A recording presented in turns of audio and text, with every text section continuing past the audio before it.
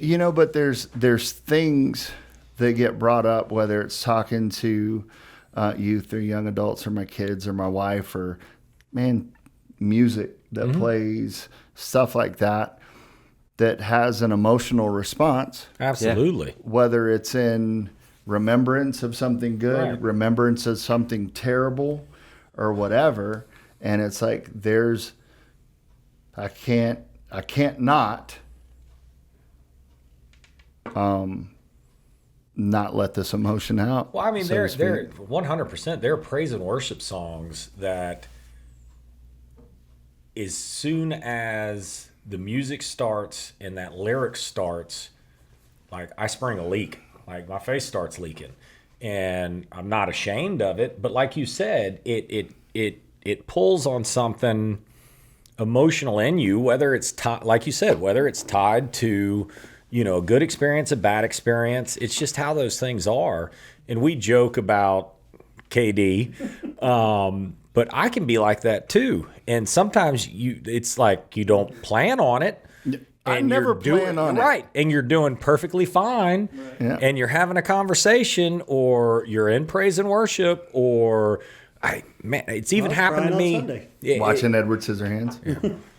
Maybe not. Not Edward Scissorhands. Terminator 2? I cried in that movie too. No. Old Yeller? Yeah. No. I don't care about No? Rudy. What is wrong with you? Rudy's a good one. I didn't cry at Rudy either. I was like, I don't know. The first movie I cried at was Savannah Smiles. Do you remember that? What is that?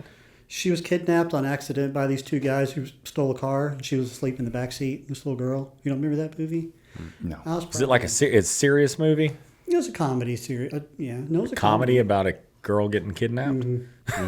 Yeah, it was. They were really nice. And they're like, what happened? That's an awesome movie. Amazing movie. Yes, one of the most quotable movies too. Now, I like. Okay, so those movies, just because I mentioned them and they're very random, right? Mm-hmm. But they hit on something where, for me, Edward Scissorhands, I was probably 20, 21, something like that. We were watching it, me and my wife and one of our friends. And the end, this mob is chasing him, right? He's different. He's, they think all of these things about him and they're out to get him. They want to kill him. It's like the mob, not the mafia, but like a mob. And, it brought something out in me. Mm-hmm. Of that always feeling out of place. Right. Like for me, it was a connection to childhood and growing up and feeling out of place and you don't belong and nobody really understands you and all of those things. And so there was an emotional response because I could relate to, in different degrees, in different scenarios, being an outcast or feeling different or feeling, whatever. Terminator 2, on the other hand, again, you've got this jacked up kid, right? And he finds a father figure. And then at the end, this father figure sacrifices kind of himself. He takes himself out of the equation, whether it's for safety of the kid, whether, whatever. And so that's what happened. In Terminator 2, there was this relation to a father figure that drew on, on emotion, whether, again, good or bad or whatever. And, my wife makes fun of me for Edward Scissorhands, but...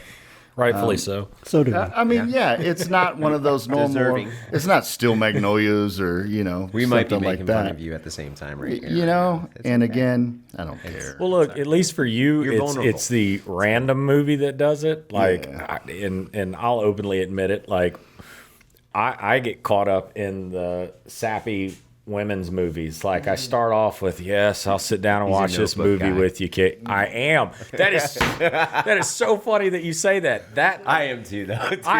What'd you say? The Notebook. With my wife. Like he jokingly said that, but I mean, I think the first time that I watched it because of the person that, and it was Casey, the person that I was watching it with, and I was like, Brooke Force. and then the next thing I know, I'm like, You know, and it is. It's that. Well, that's the funny It's thing that is we all act time. like we're not that guy, and then we're like, I'm definitely not that guy.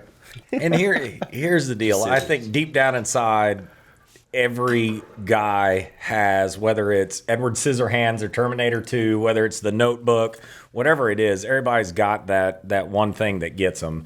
But I mean, as far as being vulnerable and being able to show your vulnerability, like whenever I look at it, like out in the world, in the workplace, and I see somebody that is confident enough to be vulnerable with their emotions, like to me, that's like, okay, that's somebody that I either want to get to know better, or if it's in a leadership position, like that's somebody I'm going to follow.